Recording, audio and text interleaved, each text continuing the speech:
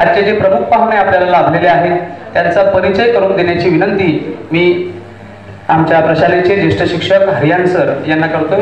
कृपया हरियान सर आपण मान्यवरांचा परिचय करून द्यावा। नमस्कार। सन्मान्य व्यासपीठ, आजच्या या शुभेच्छा समारंभासाठी उपस्थित आजच्या कार्यक्रमाचे अध्यक्ष कुळसुरकर साहेब, त्याचबरोबर प्रमुख पाहुणे डॉक्टर स्वप्नील राणे, प्रशालेचे मुख्याध्यापक श्री सानप सर।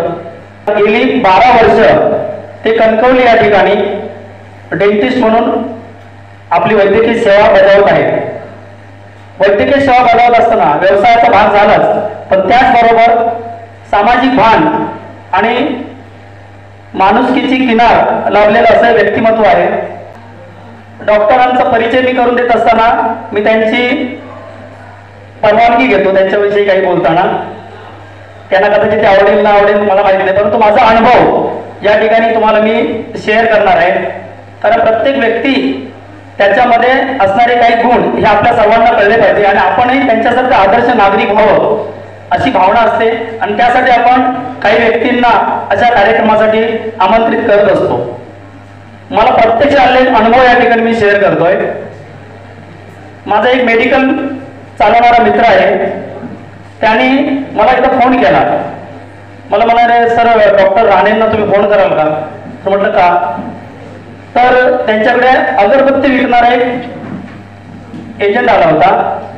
तर तो सांगत होता की त्यांचा एक मतिमंद मुलगा आहे, वय वर्ष 7, आणि त्या मतिमंद मुला संदर्भात डॉक्टरांनी रत्नागिरीच्या त्यांना सगळे दात काढावे लागतील असा सल्ला दिला होता। आणि त्यामुळे मी काय करावं मला सुचत नाहीये। सगळे दात काढावे लागतील, दात खराब झाले आणि सगळे दात काढल्यानंतर त्याला काही खाता येणार नाहीये, त्यामुळे निदान 15 दिवस तरी त्याला ICU मध्ये ठेवावं लागेल असा सल्ला दिल्यानंतर तुम्ही आता काय ते करा। मग ते एकदम गोंधळून गेले। 7 वर्षाचा मतिमंद बालक आहे आणि त्यांनी सांगितलं की काय करताय? मग म्हणाले, आम्ही डॉक्टर राणेंना फोन केला। मग सर म्हणाले की अपॉइंटमेंट घेतो, शुक्रवारी या।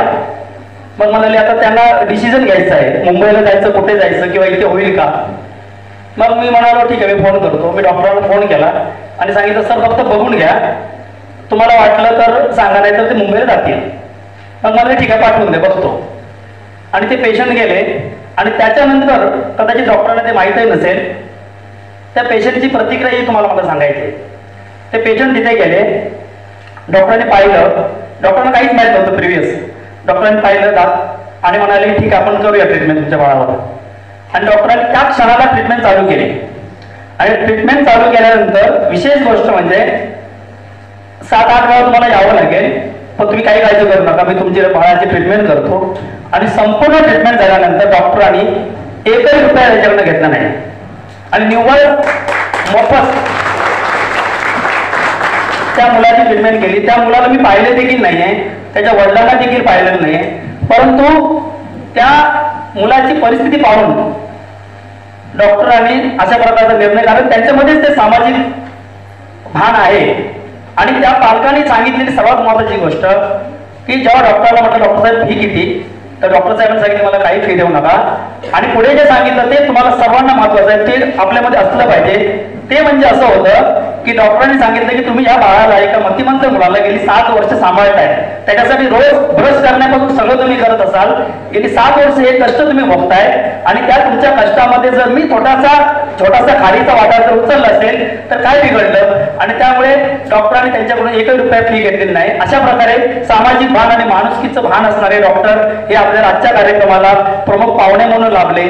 त्यांचे विचार आपण ऐकणारच आहोत आणि त्यामुळे त्यांचा ओळख करून देताना, त्यांचा परिचय करून देताना मला एवढंच सांगायचं आहे की आपण देखील त्यांच्यासारखे घडावं, एवढं मी सांगतो आणि माझे 2 शब्द त्यांच्या परिचयाचे पूर्ण करतो। जय हिंद, जय महाराष्ट्र।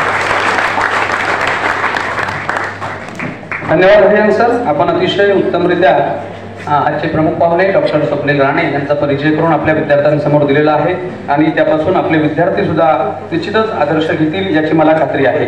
यानंतर आजच्या कार्यक्रमाचे प्रमुख पाहुणे doctor Swapnil Rane. Good morning. सन्माननीय व्यासपीठ, उपस्थित सर्व रिस्पेक्टेड शिक्षक, आणि आज ज्यांसाठी मी खास वेळ काढून आलोय ते माझे विद्यार्थी मित्र. सर्वप्रथम मला इथे प्रेमाने तुम्ही बोलवलं, तुमच्या सगळ्या गोष्टी ऐकताना मला खूप आनंद झाला. माझे कॉलेजचे दिवस आठवले. मला इथे हरियाण सर, प्रिन्सिपल सर यांनी खास काल फोन करून सांगितलं की असा 12वीचा सेंड ऑफ आहे, तर तुम्हाला यायला जमेल का? म्हटलं नक्की येतो. पेशंट असले तरी सुद्धा कॅन्सल करून येतो. बरोबर, कारण मी पण आयुष्यात तुमच्या ह्या टप्प्याला कधी ना कधी होतो. मला पण कोणीतरी योग्य मार्गदर्शन केले, त्यामुळे आजवर मी इथे पोहोचलेलो आहे. तर माझी पण जबाबदारी बनते की बाबा माझे जे काय लाईफ एक्सपिरियन्सेस आहेत ते तुमच्याशी शेअर करावे. पहिली गोष्ट, तुम्हाला तुमचे आई वडील, शिक्षक कायम दर परीक्षेला सांगत असणार की ही आता शेवटची परीक्षा द्या, नंतर मजाच करायची. असं तुम्ही 5वी, 10वी, आता 12वीला आला, आता पण सांगत असणार की हे 2 महिने घासा, नंतर आरामच आहे. तर असं काही नसतं. तुम्ही आता 18 वर्ष पूर्ण होणार आहात. आतापर्यंत लहान होतात, आता तुम्ही ॲडल्ट होणार आहात. तर ही गोष्ट लक्षात ठेवा. जरी पासआउट झाला, डॉक्टर झालात, इंजिनियर झालात, वकील झालात, नॉलेज हे कायम अपडेट करायला लागतं. एकदा जरी पासआउट झालात, रोज पुस्तकं वाचायला लागतात, तुमचं नॉलेज अप टू डेट ठेवायला लागतं, तरच तुम्ही या कॉम्पिटेटिव्ह जगात टिकू शकता. पण एवढं मात्र खरं आहे की सगळ्यात महत्त्वाचा टर्निंग पॉईंट जो कुठला असेल ते आता 12वी आणि ह्या पुढच्या एंट्रन्स एक्झाम आहे. जी काय तुम्हाला ताकद लावायची आहे, जी काय मेहनत करायची आहे, ती मेहनत करायची वेळ ही आता आहे. तुम्हाला 2 वर्षांनी आठवलं की बाबा मी अजून तेव्हा चांगलं केलं असतं, मला अजून चांगलं क्वालिफिकेशन, कुठल्या चांगल्या कोर्सला एंट्री भेटली असती, तेव्हा वेळ निघून गेलेली असते, तुम्ही आयुष्यात पुढे गेलेले असते. तर जे काय मेहनत करायची आहे ती आता. नंतर तुम्ही थोडं स्लो डाऊन होऊ शकता, परत पिकअप करू शकता करिअरमध्ये. पण हा जो टप्पा आहे की आयुष्याचा पुढचा जो तुमचा निर्णायक डिसिजन आहे तो आता होणार आहे. तर ह्याचा पूर्ण विचारपूर्वक अभ्यास करा आणि पुढचा निर्णय घ्या. 12वी नंतर आता तुम्ही माझ्या मते काही जण मेडिकलला जातील, इंजिनिअरिंगला जातील, तुम्ही एका प्रोफेशनल कॉलेजला जाणार. ओके, आपण आता एका गावाच्या ठिकाणी शिकतोय, तालुक्याच्या ठिकाणी शिकतोय. तुम्ही मुंबई, पुण्याला जाल, दिल्लीला जाल, कदाचित बाहेर सुद्धा जाल. तर तिकडे गेल्यावरती स्वतःला अजिबात अंडर एस्टिमेट करायचं नाही. आता माझे वडील सिनियर इन्स्पेक्टर असल्यामुळे सगळीकडे फिरत शिक्षण झालं. रत्नागिरीत 11वी 12वी झाली गोगटे जोगेकरला, आणि मग कोल्हापूरला शिकायला गेलो. तर तिथे मी रत्नागिरीतनं फक्त एकच मुलगा होतो. 60 जणांची बॅच होती. त्याच्यात मॅक्सिमम लोक मुंबई, पुण्याचे, काही पश्चिम महाराष्ट्राचे, मोठ्या शहरातनं आलेले होते. तर तिथे गेल्यावर असं वाटणं साहजिक आहे की आपण बाबा गावातनं आलोय, हे जास्ती फ्लुएंटली इंग्लिश बोलतायत, आपल्यापेक्षा चांगल्या कल्चरमध्ये राहिलेत, हाय पंटूस गाडीने आलेत. पण स्वतःला अंडर एस्टिमेट नाही करायचं. तिथे जेव्हा पहिलं इलेक्शन झालं सीआरचं, क्लास रिप्रेझेंटेटिव्ह, हे काही मोठं इलेक्शन नसतं. पण मी रत्नागिरीतनं एकटा असून पुऱ्या वर्गाने माझं नाव डिसाईड केलं की स्वप्नील लीड करणार. त्यामुळे आपल्यात कुठलीच कमतरता नसते. कमतरता फक्त मानसिकतेची असते. तुम्ही स्वतःला चॅम्पियन समजला, तुम्ही चॅम्पियन होणार. पण तुम्हीच जर स्वतःसाठी फाईट करणार नसाल तर तुम्हाला दुसरा कोण पुश करू शकणार नाही. तर स्वतःला अंडर एस्टिमेट करू नका. जसे तुम्ही आता प्रोफेशनल कॉलेजला जाल, घरातून बाहेर जाणार, आता तुमच्याकडे अजून घरी आई वडील आहेत, लक्ष ठेवायला आहेत, शिक्षक आहेत. पण जसं तुम्ही प्रोफेशनल कॉलेजला जाणार आहात, तिथले शिक्षक असे नसणार. हे आता जे तुम्हाला इंडिव्हिज्युअली नावाने ओळखतात, तुम्हाला प्रेमाने बोलतायत, असं नसतं. तिथे तो शिक्षक येणार, त्यांचा तास घेणार, प्रेझेंटी लावली, ते गेले. तुम्हाला शिकायचं आहे, मेहनत तुम्हाला करायची आहे. काही जणांना रॅगिंग फेस करायला लागू शकते. रॅगिंग तुम्ही ऐकलं असेल, मेडिकल कॉलेजमध्ये असतं, इव्हन इंजिनिअरिंग कॉलेजला पण, कुठल्याही प्रोफेशनल कॉलेजला जिथे सिनियरिटी असते तिथे थोड्याफार प्रमाणात हे असतं. आता भरपूर कायदे झाले आहेत. पण जेव्हा तुम्ही हॉस्टेलला जाणार, आई वडील नसतात, तिथे मोठी मुलं असतात, तुम्हाला काही गोष्टी, आता मुलांना अजून जास्ती अनुभव येतील मुलींपेक्षा, पण त्या फेस करण्याची मेंटॅलिटी तुमची आतापासून पाहिजे की बाबा मला तिथे काही प्रश्न विचारतील, इंट्रोगेट करतील, काही करायला लावतील, तर आपण स्वतःच्या मनाच्या विरुद्ध काही गोष्ट करायची नाहीये. हे पहिलं लक्षात ठेवा. कोणी तुम्हाला काही फोर्स करू शकत नाही. मजा मस्करीने इंट्रोडक्शन होणे, सगळ्यांची ओळख होणे गोष्ट वेगळी आहे. पण तुम्हाला कोण काही चुकीच्या कामासाठी फोर्स करत असेल, त्याला तिथेच विरोध करायचा. लक्षात ठेवा, हे कोणाचं काय ऐकून घ्यायचं नाही. शिक्षकांना इन्फॉर्म करा. तुमचा ग्रुप चांगला असणं खूप गरजेचं आहे. तुमच्यासोबत चांगले मित्र, चांगली संगत असणं खूप गरजेचं आहे. आता एंट्रन्स एक्झाम विषयी वगैरे तुम्हाला हे सगळे माहिती देतच असणार. मी तुम्हाला माझे लाईफ एक्सपिरियन्सेस सांगतो. तुमच्या सोबतचे मित्र जर कंटिन्यू अभ्यास करणारे असतील, तुम्ही पण त्यांच्यासोबत अभ्यास करणार आहे. सोबतचा 10 तास अभ्यास करतोय, तुम्ही ऍटलीस्ट 5 तास तरी करणार आहे. पण सोबतचा जर क्लास बुडवून पिक्चरला जातोय, तो 10 वेळा गेला तर तुम्ही पण 2 क्लास बुडवणारच आहे. त्यामुळे स्वतःची संगत निवडताना चांगली निवडा. खरे तुमचे मित्र कोण आहेत, खऱ्या मैत्रिणी कोण आहेत, हे जाणून घेण्याचा प्रयत्न करा. माझ्या कॉलेजचाच एक किस्सा सांगतो.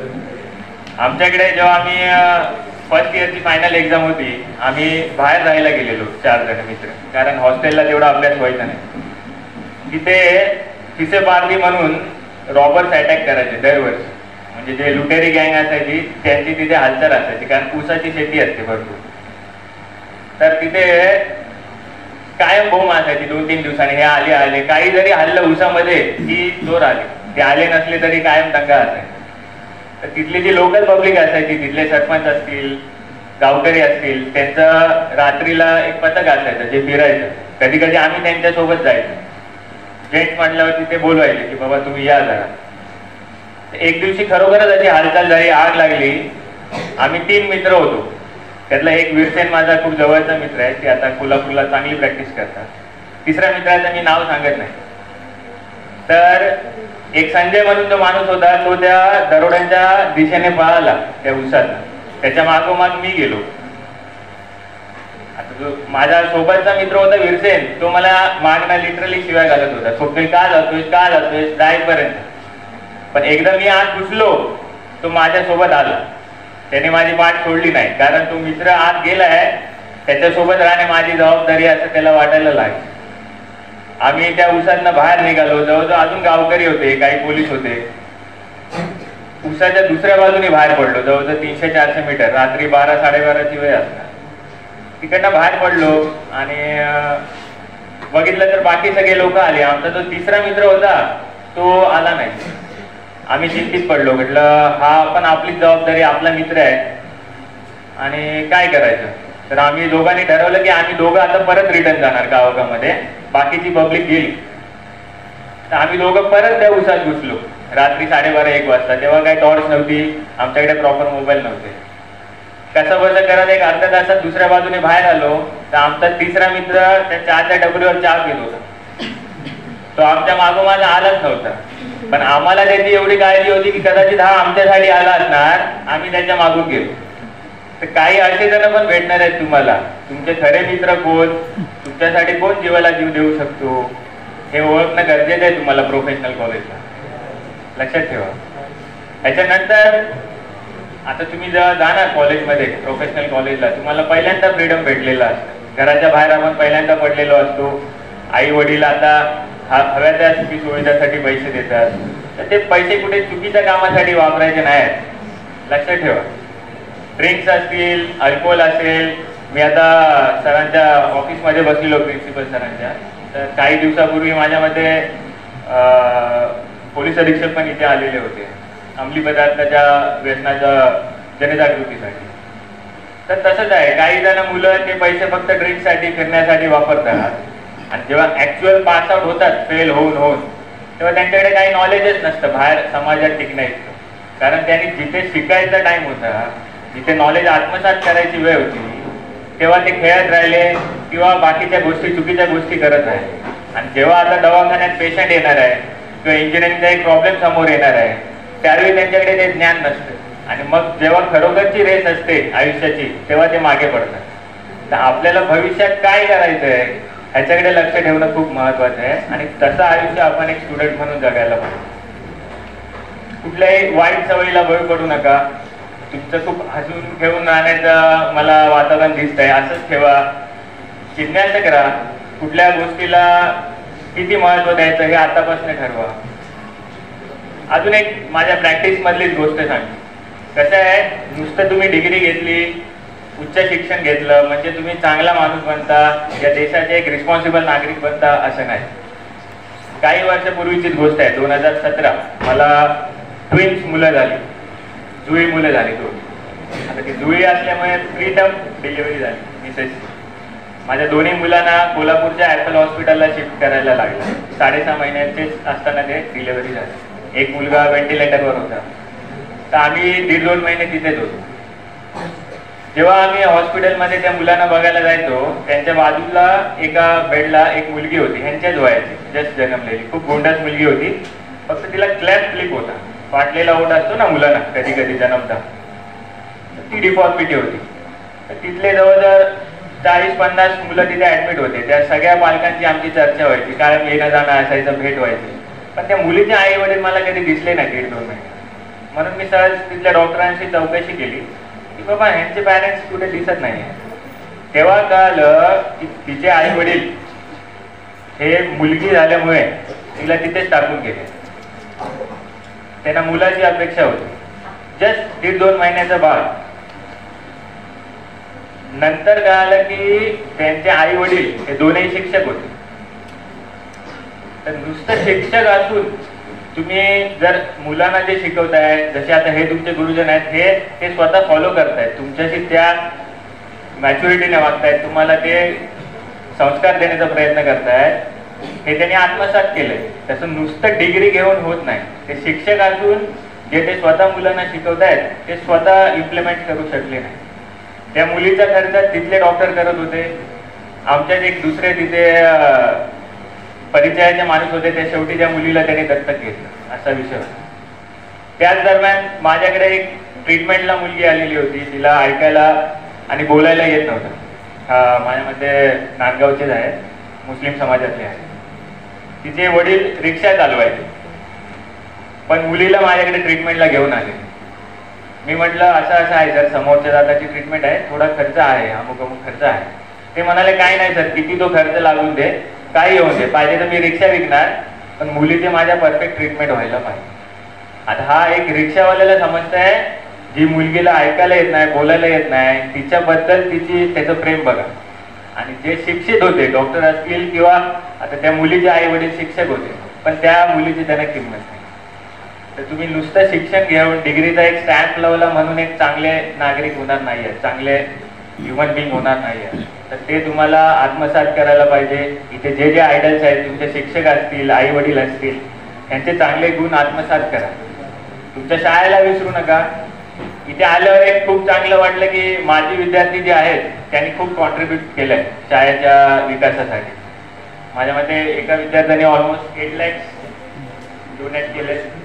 सगळे जे आता इथे बसलेले आहेत ते सुद्धा माझे विद्यार्थी आहेत. तर ते आपल्या समाजाचा आपण काहीतरी देणे लागतो हे विसरलेले नाही. ज्या शाळेतनं पासआउट झालोय तिथे येऊन तुमच्याशी संवाद साधतायत, शाळेला मदत करतायत, तशीच तुमची पण जबाबदारी आहे. पासआउट झालात, खूप वरच्या पदाला जाल, ॲब्रॉडला जाल, पण तुम्ही मूळ कुठून आला हे विसरू नका. तुमच्या आजूबाजूला जे गाव आहे तिथे तुम्हाला बदल घडवून आणायचा आहे. तो बदल तुम्हाला स्वतःला घडवायचा आहे, दुसऱ्याची वाट बघू नका. पण हे करण्यासाठी तुम्ही स्वतः सक्सेसफुल होणं खूप महत्वाचं आहे. बरोबर आहे. तुम्ही कोणाचं पण रस्त्यावर भेटेल त्याचं ऐकणार नाही ना. जर 10 लोकांना काय ऐकायचं असेल, तुम्ही त्यांच्यासमोर एक एक्झाम्पल सेट करणं खूप महत्वाचं आहे. माझ्या गावात एक असे क्रिकेट टुर्नामेंट वगैरे होत असतात, आम्ही भरवत असतो. तर तिथे आम्ही एका महिलांची मॅच ठेवली. तर माझे जे डॉक्टर कलिग्स आहेत, गायनेकोलॉजिस्ट आहेत, रेडिओलॉजिस्ट आहेत, या सगळ्या फिमेल्सना मी तयार केलं की आमच्या गावातील महिलांची तुम्ही एक क्रिकेट मॅच खेळा.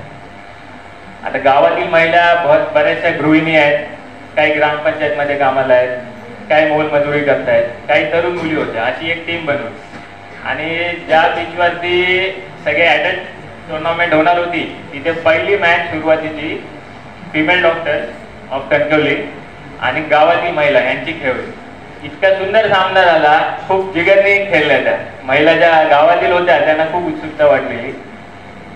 त्याचा जो टॉस होता, टॉस आणि जे पहिला आपण ओपनिंग करतो टुर्नामेंटचं, त्यासाठी गावातील 2 विधवा महिलांना आम्ही बोलवलेलं, ज्यांना अगोदरपर्यंत सगळ्या कार्यक्रमाला बोलवायचे. पण जसंच नवरा एक्सपायर झाला त्या महिलेला ते समाजातलं स्थान राहत नाही, चांगल्या प्रसंगाला बोलवत नाही. आम्ही काय केलं, त्याच महिलांच्या हस्ते रिबीन कापली आणि नारळ फोडला. तेव्हापासून आता गावात वातावरण बदललं आहे. भरपूर जणांचा मला सपोर्ट भेटला. आता लिटरली त्यांना मंगलसूत्र काढत नाहीत. आता खूप सुधारणा होते.